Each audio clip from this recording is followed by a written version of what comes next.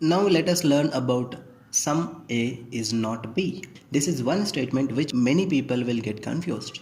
Now let's come up with a way in which sum A is not B can be understood easily. This is a circle A and this is circle B. What we are talking? We are talking about sum part of A. We are talking about sum part of A. So out of this complete circle, we are taking a small part. So this small part is nothing but sum part of A. This sum part of A is not B. This sum part of A cannot get connected to B. Okay. Whether remaining part can be connected? Yes. What we are interested in? We are interested in only some part of A, and this part should not be connected to B. Okay. Now I'll ask you a question. Is it possible to put all A inside B? It is not possible. Why?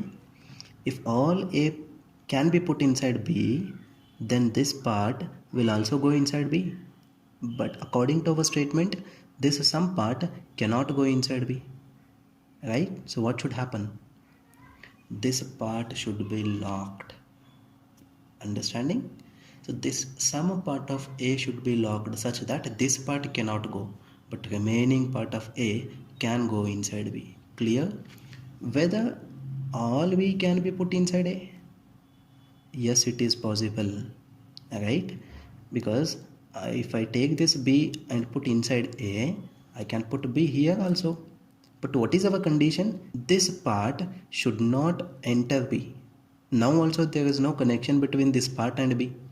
So I can put B inside A, but I cannot put A inside B. Remember, if he gives some X is not Y, understand X cannot go inside Y, but Y can come inside X.